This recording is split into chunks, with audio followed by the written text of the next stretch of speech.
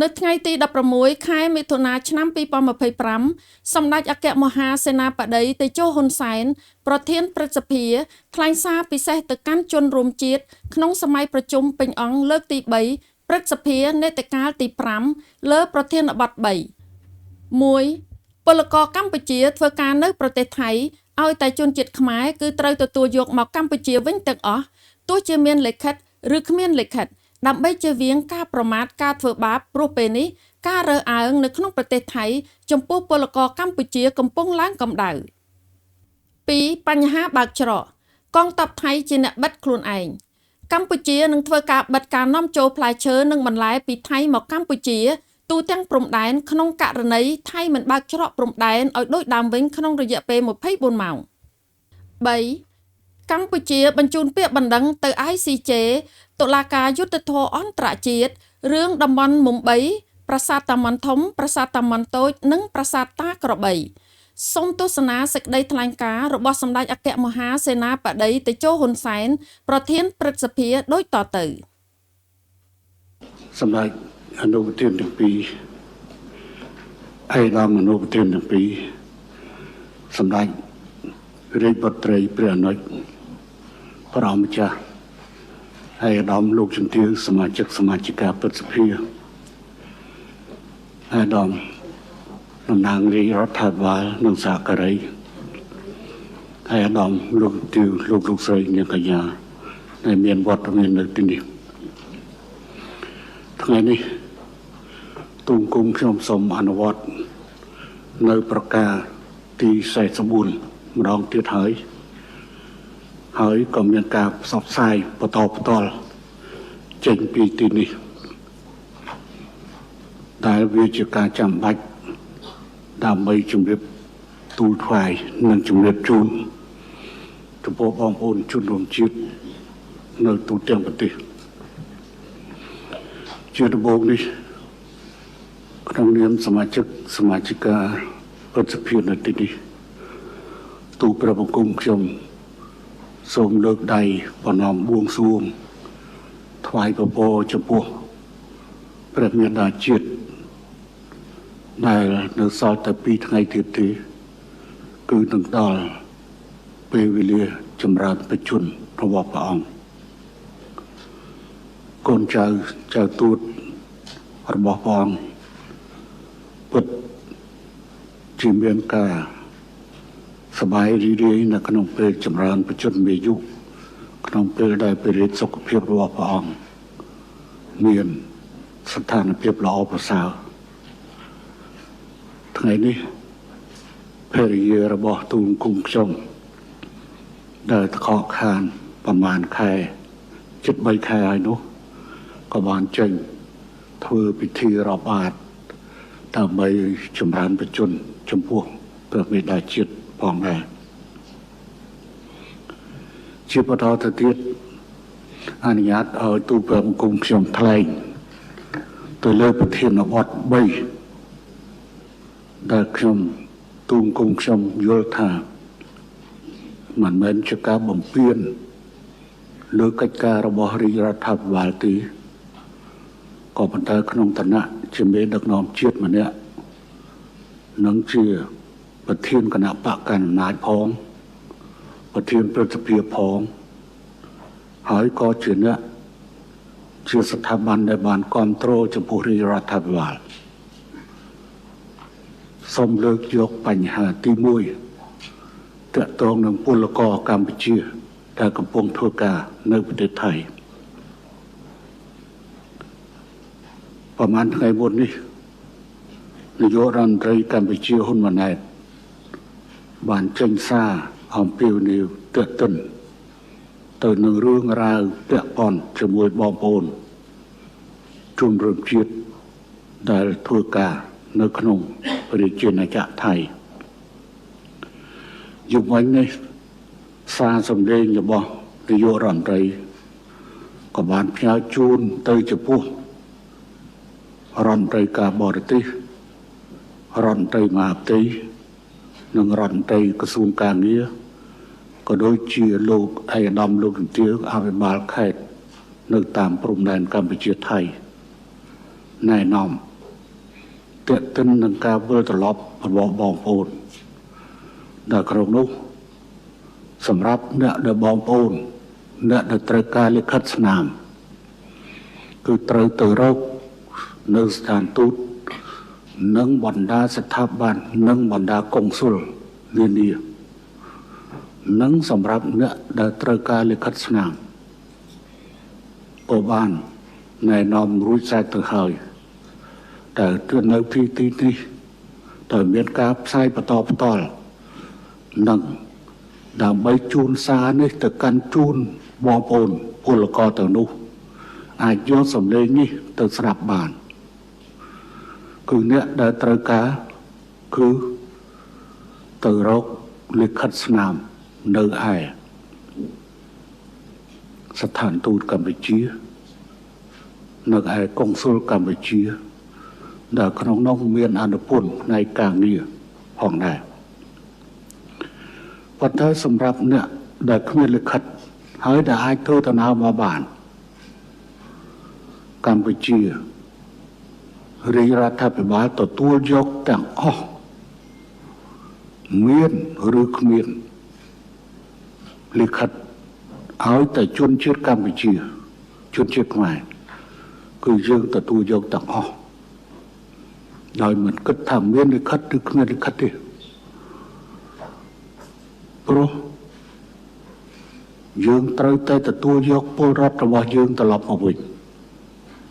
កុំទុកឲ្យគេប្រមាថកុំទុកឲ្យគេធ្វើបាបព្រោះទង្វើនៅរាជការរើសអើងជាតិសាសន៍នៅក្នុងប្រទេសថៃទៅលើពលរដ្ឋពលករកម្ពុជាកំពុងបានឡើងកម្ដៅចំណុចនេះក៏សូមបញ្ជាក់ដែលថាឡើងវិញអ្នកដែលត្រូវការលិខិតគឺត្រូវទៅរកប្រសិនបើការធ្វើដំណើរគ្មានត្រូវការទៅលិខិតទេមកដល់ទួលដែនខាងកម្ពុជាគ្មានត្រូវការលិខិតស្នាមអ្វីទាំងអស់ហើយតែពលរដ្ឋកម្ពុជាត្រូវតែទទួលយករួចហើយថែទាំឲ្យបានល្អដឹកជញ្ជូនទៅកាន់ភូមិកំណើតបន្តទៅនោះត្រូវរកការងារធ្វើដែលសពថ្ងៃនេះមានសពខ្វះរាប់សិបម៉ឺនកន្លែង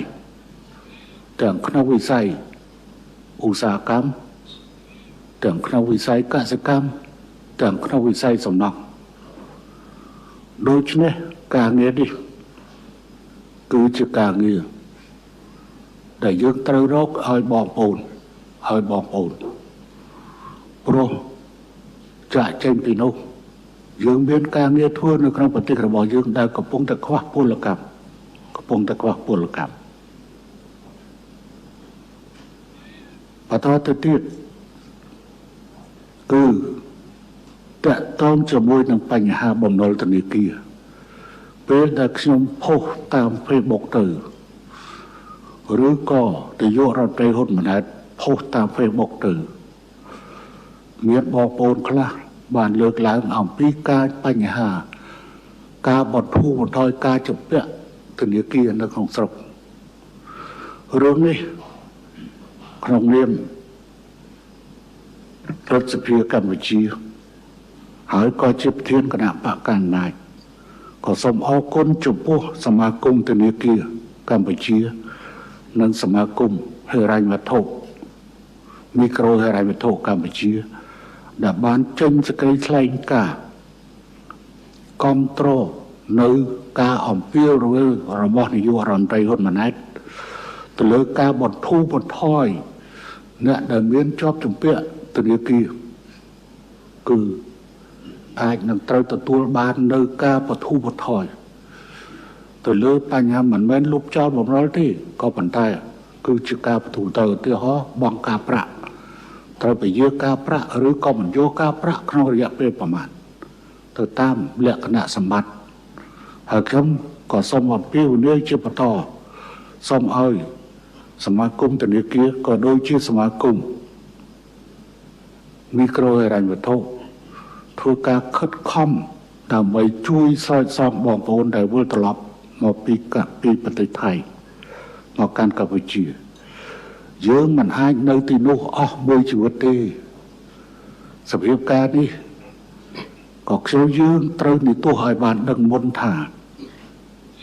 នៅពេលដែលរឿងរ៉ាវព្រំដែនមិនទាន់ចប់សភាពការប្រមាថការមាក់ងាយនឹងមានជាបន្ត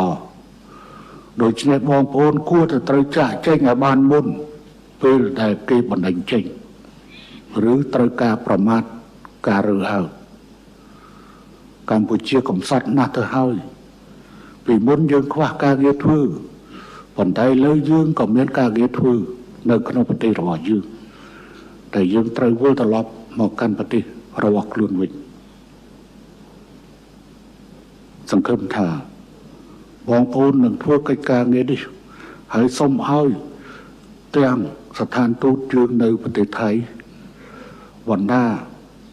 ភ្នាក់ងារការងាររបស់យើងបណ្ដាកុងស៊ុលត្រូវសម្របសម្រួល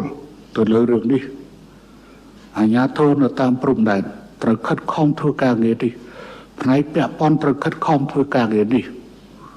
ដើម្បីដោះស្រាយបញ្ហាសម្រាប់បងប្អូន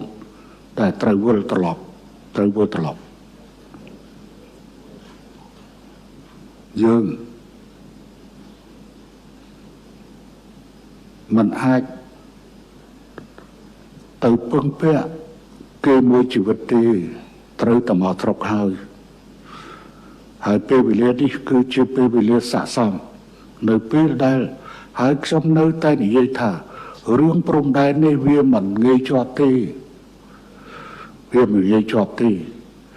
អញ្ចឹងការប្រមាថនៅពេលមានបញ្ហាម្ដងការប្រមាថតែមានហើយលើកនេះកម្ដៅកាន់តែធ្ងន់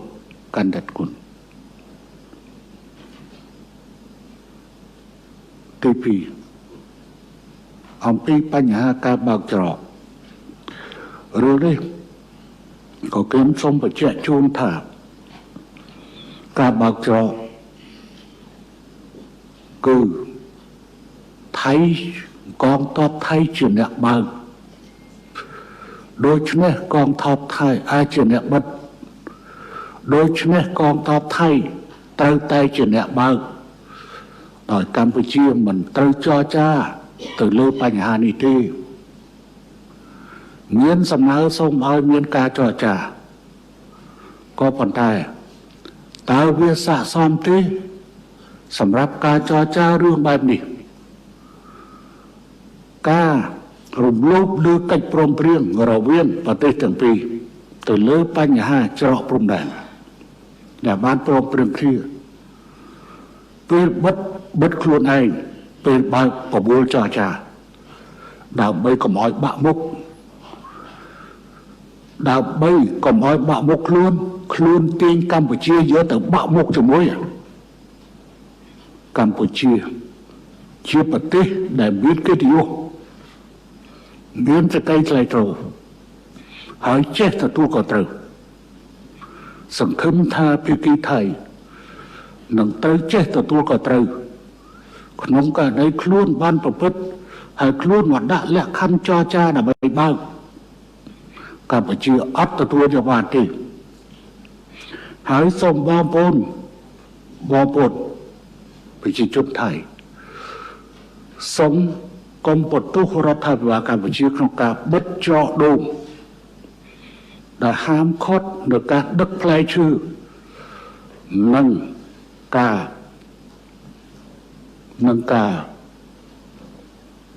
បន្លែមកតាមច្រកដូងដែលមួយថ្ងៃរាប់រយឡានដឹកចូលមកកម្ពុជានិងឆ្លងកាត់ទៅវៀតណាម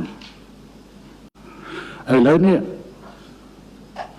បើកុំអីថ្ងៃនេះយើងបិទទូទាំងព្រំដែនតែម្ដងទៅលើការនាំចូលបន្លែនិងផ្លែឈើចូលកម្ពុជាប៉ុន្តែដោយសារតែមានការសន្ទនារវាងខ្ញុំជាមួយនឹងនាយករដ្ឋមន្ត្រីថៃរវាងខ្ញុំជាមួយនឹងរវាងនាយករដ្ឋមន្ត្រីហ៊ុនម៉ាណែតជាមួយនាយករដ្ឋមន្ត្រីថៃយើងពន្យាពេល24ម៉ោងប៉ុន្តែបើថ្ងៃនេះភាគីថៃមិនព្រមបើកច្រកឲ្យដូចដើមវិញទេថ្ងៃស្អែកយើងនឹងចាប់អនុវត្តទូទាំងព្រំដែនដោយហាមឃាត់នៅការនាំចូលផ្លែឈើនិង ហាមឃាត់ในการនាំចូលបន្លែចូលមកកាន់កម្ពុជាពេលនេះកម្ពុជាអត់មានត្រូវការនាំស្អីទេហើយបើសិនជានៅក្នុងសុំផ្នែកនាំលើរឿងនេះទីមួយត្រូវខិតខំប្រមូលទិញបើសិនជាបងប្អូនមានយកទៅចែកកងទ័ពនៅតាមទួលដែនក៏ទៅបានដែរទៅអ្នកដែលមានចិត្តធម៌សប្បុរសធម៌ទៅទិញបន្លែផ្លែឈើរបស់បងប្អូនយើង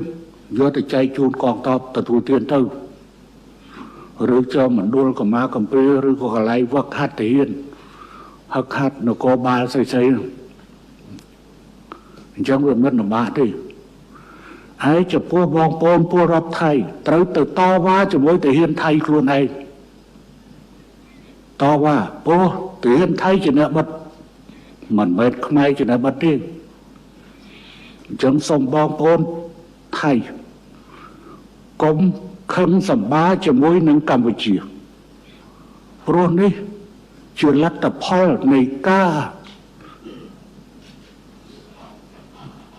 បំពានច្បាប់ដោយយោធាថៃហើយគេបានដឹងហើយថាទម្លាប់នៅក្នុងប្រទេសថៃវាយ៉ាងម៉េចយើងយល់យើងស្គាល់រដ្ឋាភិបាលរហូតដល់នាយករដ្ឋមន្ត្រីមិនមានសិទ្ធិដើម្បីនឹងនិយាយឲ្យបើកឬឲ្យបិទហើយនៅទីនេះមានតែនាយករដ្ឋមន្ត្រីទេហើយជាតួអង្គតែមួយពីលើដល់ក្រោមរាប់ទាំងតួអង្គសភាព្រឹទ្ធសភាដែលជាតួអង្គនីតិបញ្ញត្តិតួអង្គរដ្ឋបាលគ្រប់ជាន់ថ្នាក់និងតួអង្គកម្លាំងប្រអាវុធគឺនៅក្រោមជាតួអង្គតែមួយទេយើងមិនយល់បង្ហាញការមិនយល់របស់យើងចំពោះអ្វីដែលបានកើតជារឿងរបស់ថៃទេយើងមិនជឿជឿទេក៏ប៉ុន្តែហេតុអីបាននាយករដ្ឋមន្ត្រីជួបជាមួយប្រធានព្រឹទ្ធសភានាយករដ្ឋមន្ត្រីជួបជាមួយនាយករដ្ឋមន្ត្រីបែរជាគ្មានសិទ្ធិបើកហើយខាងនេះគឺសូមបញ្ជាក់ជូនត្រឡប់ទៅវិញថាប្រសិនបើថៃបើកនៅម៉ោង1យូរបំផុត5ម៉ោងខ្ញុំនិយាយថាយូរបំផុត5ម៉ោងព្រោះខ្ញុំចង់និយាយថាកៃឡូថៃថាប្រកាសបើកនៅម៉ោង1យប់យើងកន្លែងតដេកអត់ដឹងរឿងចឹងបានខ្ញុំនិយាយថាយូរបំផុត5ម៉ោងប៉ុន្តែបើសិនជាពេលថ្ងៃវិញប្រហែលជាត្រឹមតែ1ម៉ោងឬ2ម៉ោងកម្ពុជាបើកធម្មតាដូចស្រីវាងាយណានៅពេលដែលខ្លួនចេញបញ្ជាមកបិទជាឯកតោភាគីគ្រាន់តែដកអាបទបញ្ជានឹងវិញទៅវាជាប់បាត់ទៅហើយគ្មានចាំបាច់ត្រូវការចរចាមិនទងវែងឆ្នាំវែងទេណាដូច្នេះកម្ពុជាមិនយកកិត្តិយសរបស់ខ្លួនទៅលោកឡំជាមួយនឹងអារឿងបញ្ហាកំហុសរបស់អ្នកដទៃអ្នកឯងចងគឺអ្នកឯងត្រូវស្រាយកម្ពុជាគ្មានចំណែកដើម្បីទៅជួយស្រាយរឿងនេះទេហើយកម្ពុជានឹងបន្តធ្វើរួចហើយដោយសារតែហើយអ្នកឯងចង្អុលថាកម្ពុជាផន់ច្រឡំកម្ពុជាអត់បានផន់ច្រឡំទេអ្នកឯងប្រមានមកដល់កម្ពុជាថានឹងកាត់ភ្លើងក្នុងពេលដែលយើងអត់បានប្រើភ្លើងថៃប្រមានកាត់អ៊ីនធឺណិតយើងក៏ចេះគិតគូរអំពីអ្វីដែលហៅថាម្ចាស់ការរបស់ខ្លួនដែរដូច្នេះអ្នកលក់អ៊ីនធឺណិតប្រើអ៊ីនធឺណិតក៏ត្រូវបាត់បង់ប្រាក់ចំណូលដែលធ្លាប់បានមកពីអ៊ីនធឺណិតហើយយើងក៏កំពុងពិចារណាហើយសូមនិយាយទុកជាមុនថាលទ្ធភាពនៃការបិទមិនឲ្យនាំទំនិញថៃចូលមកប្រើប្រាស់នៅកម្ពុជាគឺជាលទ្ធភាពខ្ពស់ប្រសិនបើព្រំដែនមិនត្រូវបានបើកឲ្យដំណើរការឡើងវិញ ហើយសូមអំពាវនាវចំពោះបងប្អូនប្រជាពលរដ្ឋខ្មែរគឺត្រូវនឹកនោះហើយក្រំតែបញ្ហាបិទផ្លែឈើនិងបន្លែបងប្អូនកុំកម្ពុជាកុំឆ្លៀតតម្លើងថ្លៃកុំឆ្លៀតតម្លើងថ្លៃក្នុងពេលហ្នឹង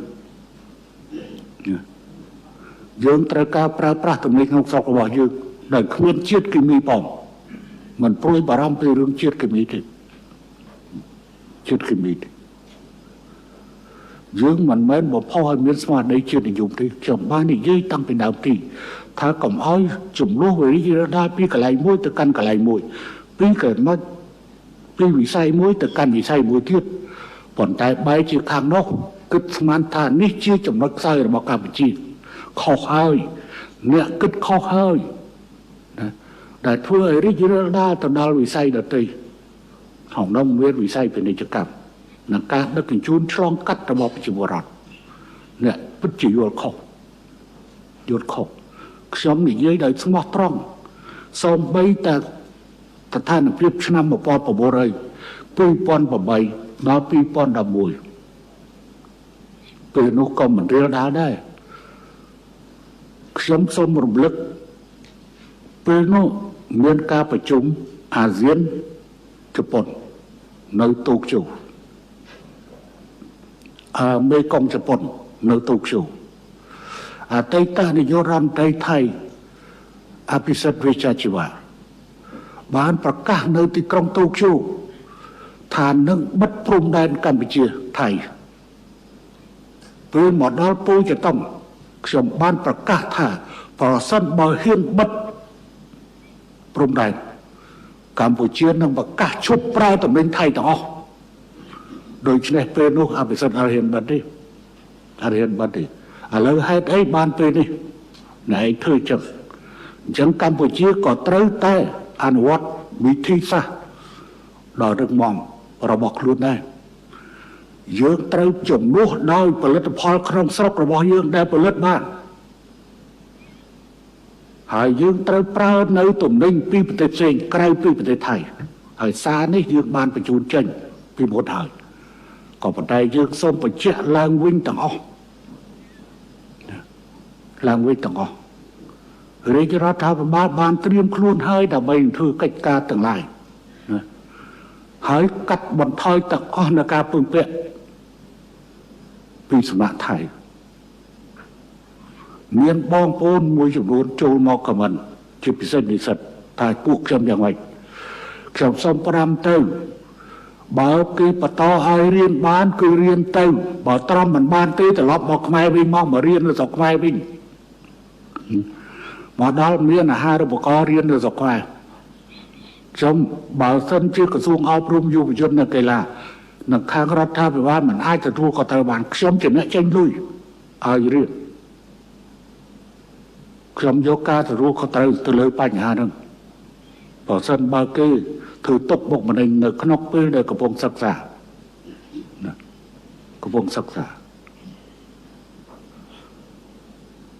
អញ្ចឹងសម្រាប់រឿងបញ្ហាច្រកព្រំដែននេះយោធាថៃជាអ្នកបិទយោធាថៃត្រូវតែបើកខ្លួនឯង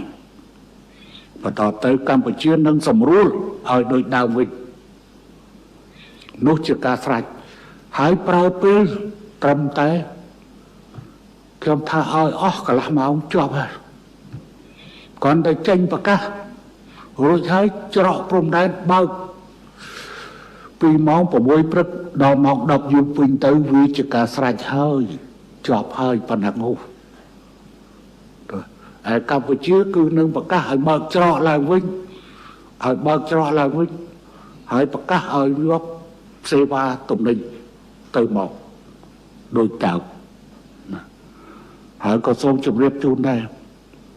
សម្រាប់អ្នកជំងឺទាំងឡាយដែលធ្លាប់ទៅព្យាបាលនៅក្នុងប្រទេសថៃត្រូវវិលត្រឡប់មកព្យាបាលក្នុងប្រទេសរបស់ខ្លួនវិញឬថាគេមិនព្យាបាលបើគេមិនព្យាបាលយើងព្យាបាលក្នុងប្រទេសរបស់យើងព្យាបាលក្នុងប្រទេសយើងបញ្ហាទី3គឺបញ្ហាកម្ពុជាបញ្ជូនទៅ ICJ គឺទៅតុលាការយុត្តិធម៌អន្តរជាតិវាជាការកប់ជួនណាស់កាលពី63ឆ្នាំមុនគឺនៅថ្ងៃទី15ខែមិថុនាឆ្នាំ1962គឺ63ឆ្នាំមុនគឺព្រីម្សិលគឺបកូនណាព្រះបិតារងបានយកឈ្នះនៅតុលាការការក្តីថ្ងៃម្សិលមិញនេះរដ្ឋមន្ត្រីការបរទេសកម្ពុជាប្រសិទ្ធក៏បានចុះហត្ថលេខាបញ្ជូនទៅ ICJ គឺចំថ្ងៃដដែលណាវាជាការកប់ជួន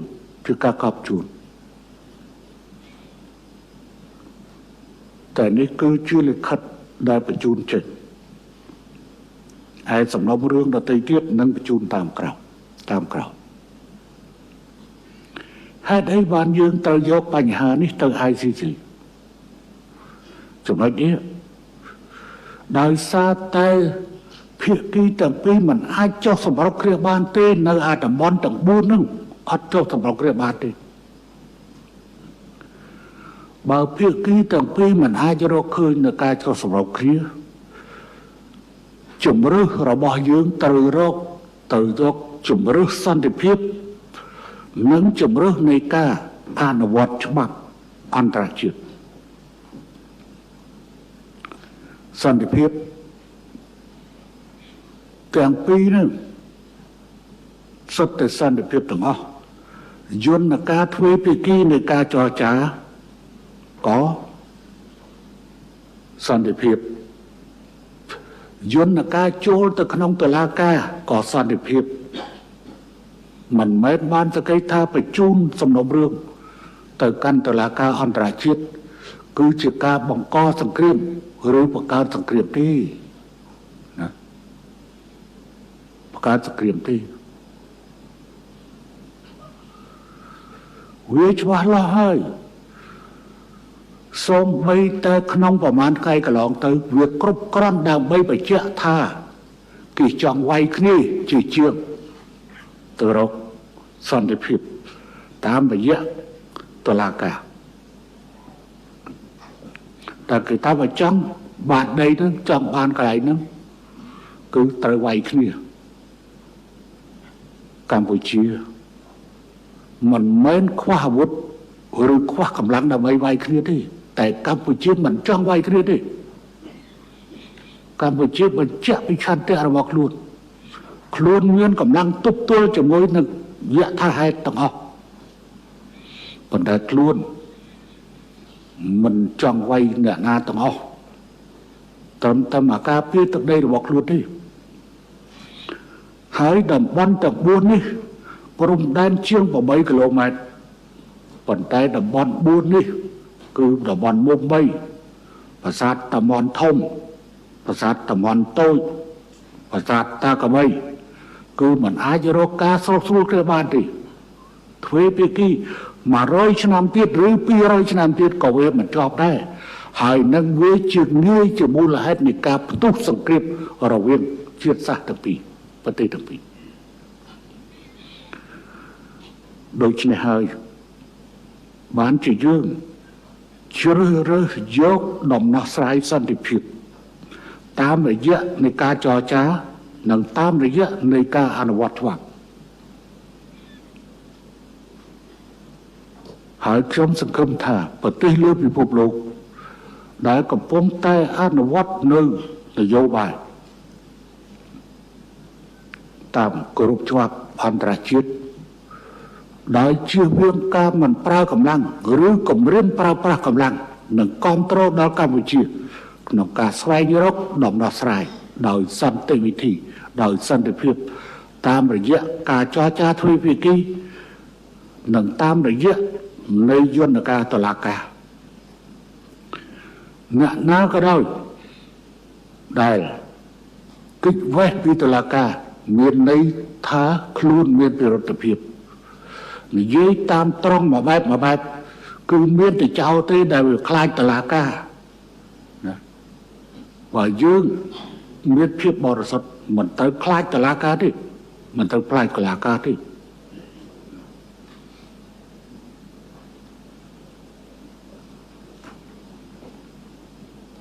อุติหอในครองจำนำบรรดาประเทศอาเซียนละอ้อมพอดให้คือมาเลเซียនិងឥណ្ឌូនេស៊ីដឹកដៃគ្នាទៅតុលាការ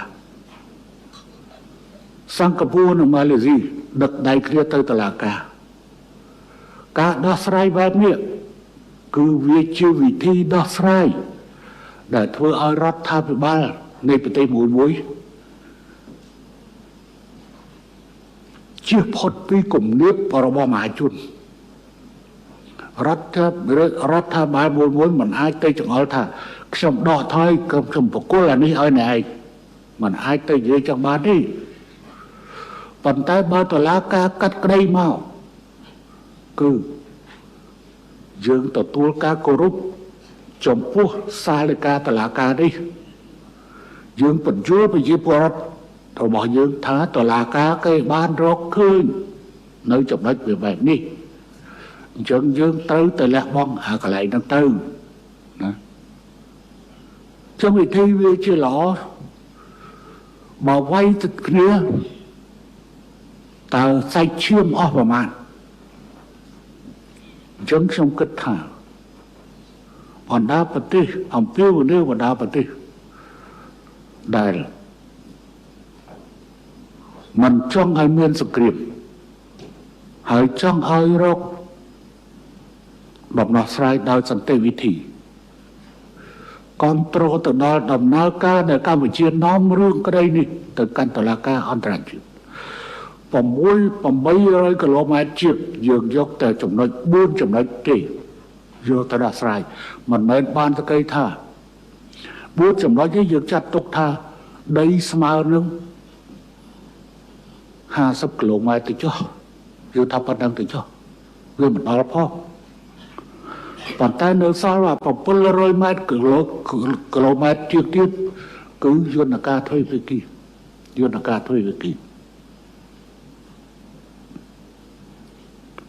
នេះគឺជាការលើកឡើងការជូន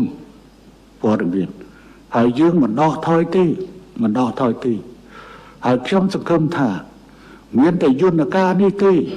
ហើយយើងកុំខ្លាចប្រសិនបើយើងគឺមានភាពសុចរិតគ្រប់គ្រាន់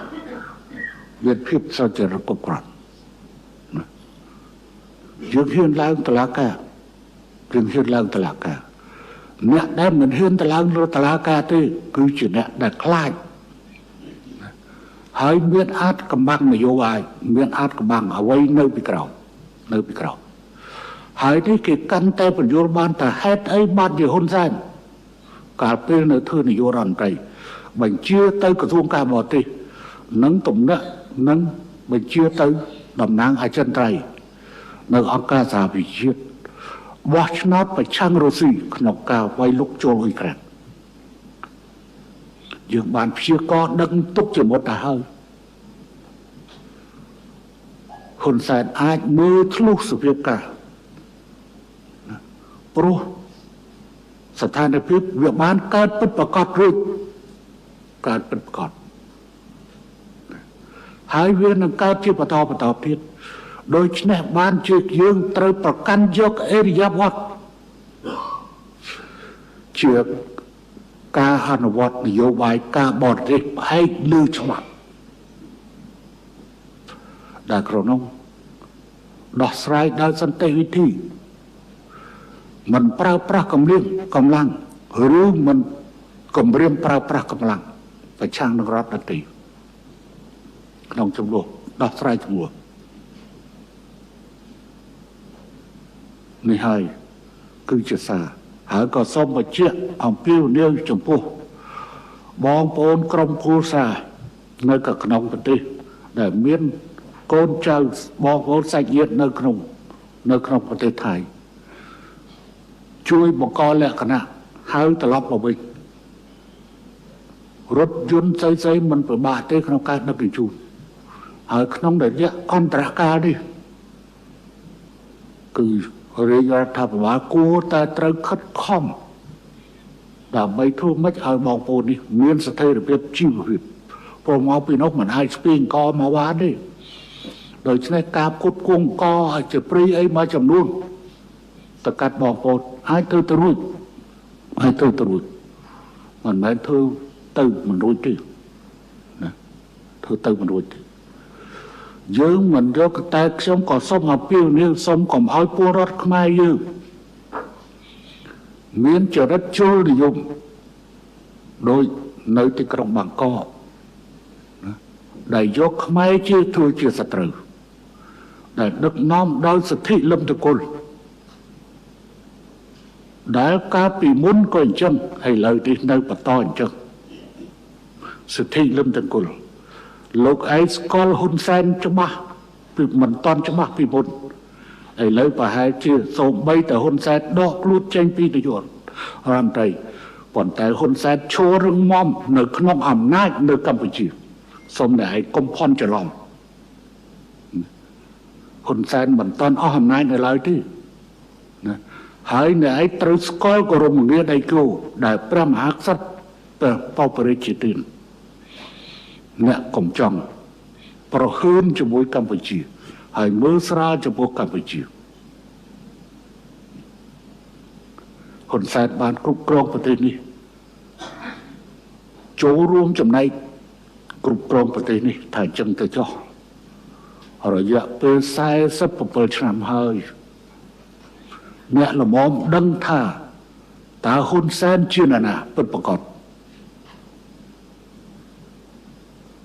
ហើយចតុភ័ណ្ឌព្រំផាន់ដែលកន្លងទៅធ្លាប់មកជ្រកកោននៅកម្ពុជាទៅចូលដៃជាមួយសិទ្ធិលំតគុលថ្នាក់ត្រង់សម្ដីបន្តិចអាក្មួយអាប្អូន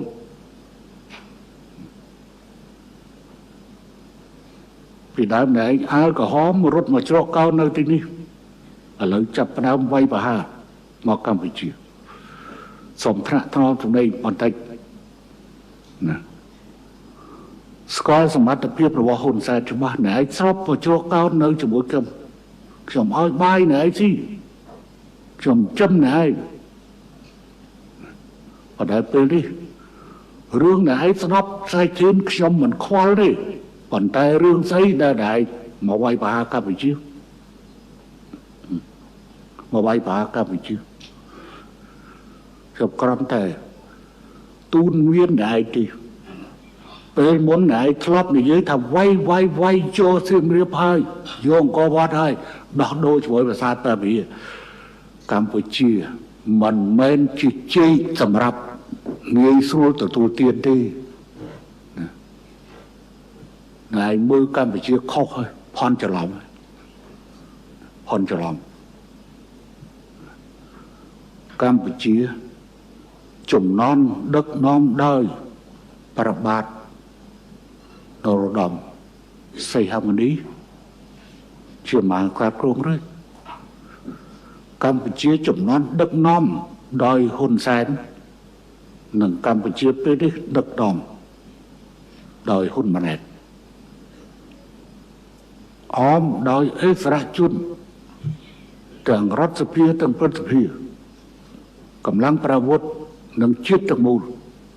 រួមគ្នាដើម្បីប្រឈមមុខជាមួយសភាពការនេះយើងមិនចង់ឲ្យអាស៊ានឈឺក្បាលចំពោះយើងទេយើងមិនចង់និយាយទៅក្នុងបញ្ហានេះប៉ុន្តែនៅពេលដែលប្រជុំអាស៊ានខ្ញុំដឹងថានាយករដ្ឋមន្ត្រីកម្ពុជានឹងនិយាយហើយបើសិនជានឹងនិយាយហើយយើងនឹងនិយាយទៅកាន់បរទេសនានាបើសិនជាលើកទឹកចិត្តឲ្យអនុវត្តវាយគ្នាមិនចាំបាច់ទេប៉ុន្តែបើលើកទឹកចិត្តឲ្យដោះស្រាយដោយសន្តិវិធីតាមយន្តការទ្វេគីនិងយន្តការតាមផ្លូវច្បាប់នៅតុលាការអន្តរជាតិយើងស្វាគមន៍ហើយយើងសង្ឃឹមថាមិត្តភ័ក្តិបរទេសនឹងទទួលយកនៅសំណូមពររបស់យើងព្រោះយើងមិនតែបានសុំទៅសុំអាវុធយុទ្ធភ័ណ្ឌយកមកវាយគ្នាទេយើងសុំឲ្យតែគ្រប់គ្រងដោះស្រាយដោយសន្តិវិធីតាមផ្លូវ យន្តការទ្វេភាគីនិងផ្លូវតុលាការអន្តរជាតិតែប៉ុណ្ណោះតាមផ្លូវតុលាការអន្តរជាតិតែប៉ុណ្ណោះ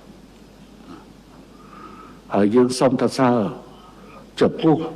គណៈកម្មការចម្រុះព្រំដែននៃប្រទេសទាំងពីរដែលបានចរចាទោះបីលទ្ធផលមិនតាន់បាន